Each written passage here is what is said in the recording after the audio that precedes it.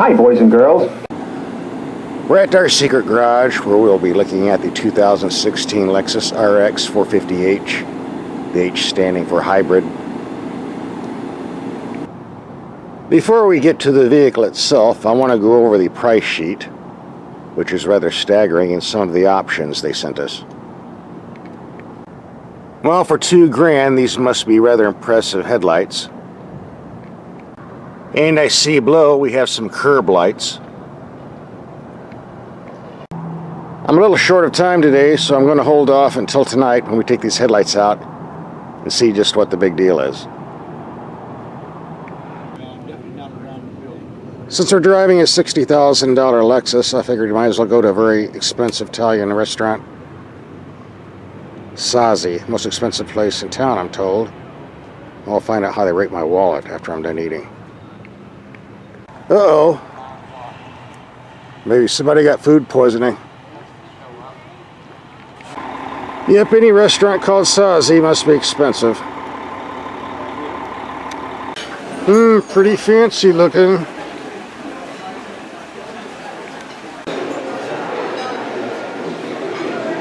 Let's go outside and see what's going on. Well, $200 for dinner. I'm broke. I'm going to have to dig in here and get some quarters and pennies.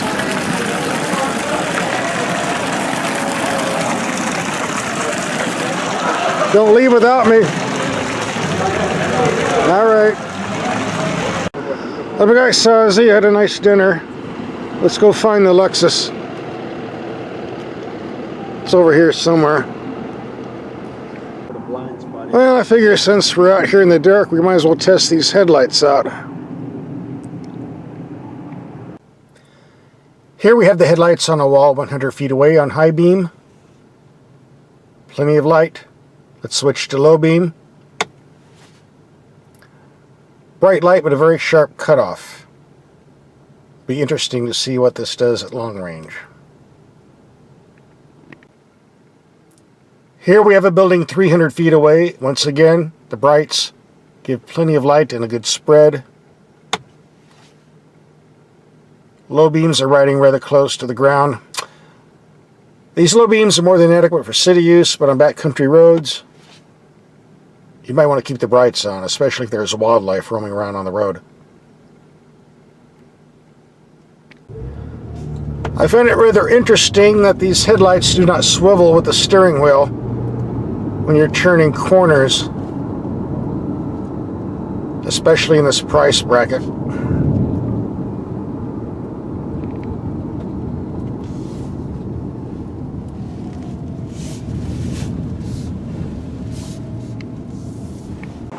For what it's worth, when you do turn the steering wheel taking a corner, there is a side light that activates right here. Not that powerful, but it does work. This is done in place of the headlights that turn with the steering wheel. A simpler solution, it would seem. And here's a view of the side light lighting up the fire hydrant in this curb. Does a fairly decent job, actually. And the other option that caught my eye on the price sheet was this giant 12-inch navigation screen, which is also the high-end audio system. Now, for all you people that are always complaining about the screens being too small, this won't be an issue here. This thing's huge. And here are the controls. Press this for map, press this for menu, and the rest is controlled by this stick here.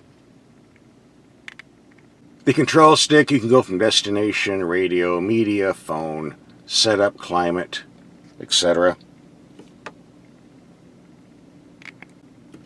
Or switch to the navigation system. There's a learning curve here, but it's basically pretty easy to use once you figure everything out. I think for $1,500 it's a good buy, especially with this excellent sound system. With 15 speakers pouring out the music, it's pretty hard to go wrong.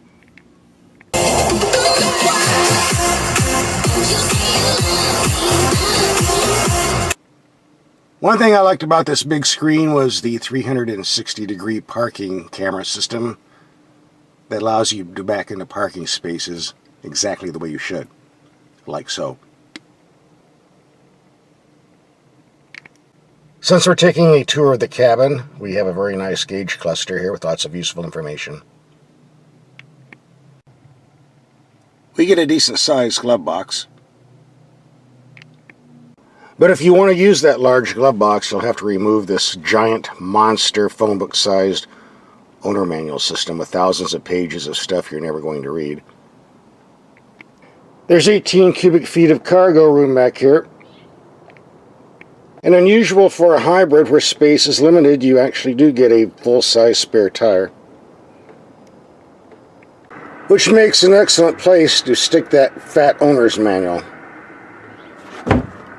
Now it's out of the way. I'm told if you fold both the second row seats down, you get 56 cubic feet of storage room. Sounds about right.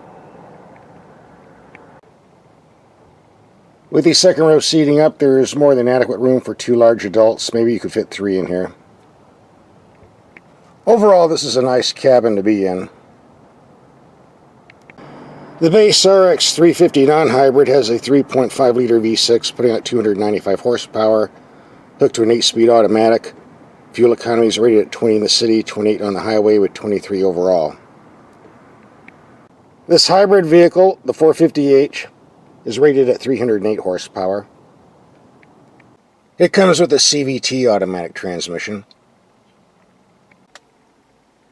And to boost performance, you have a knob here for normal mode, eco mode, or sport mode.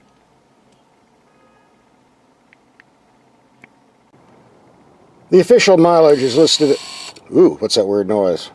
Is it going to blow up on me? The official mileage is 31 mpg in the city and 30 on the highway. If you order a 450h in 4-wheel drive, that drops 1 mpg all around. Most of the consumer magazines who've been testing these are getting around 27 to 28 mpg overall.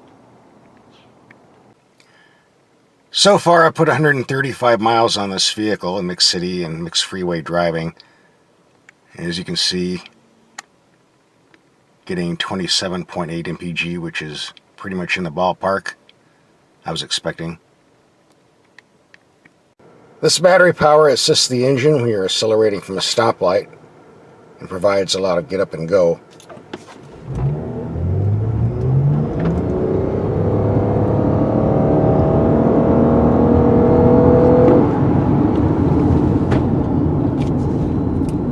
Excellent brakes, by the way.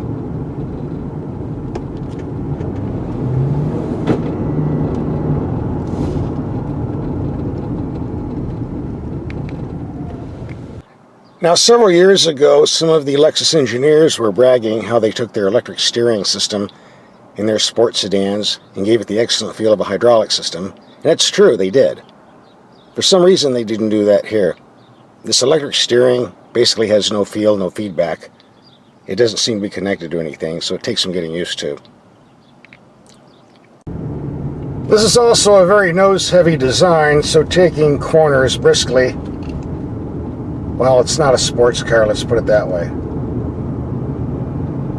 This is more of a comfortable battle cruiser made for freeway, long trips, and city commuting. With the non-hybrid RX 350 starting at $41,000 and the hybrid 450h starting at $52,000, a lot of people have been asking me how much of that extra cost applies to the actual hybrid system. That's rather difficult to figure out because on the hybrid you're getting a lot of standard equipment you have to pay extra for on the non-hybrid vehicle.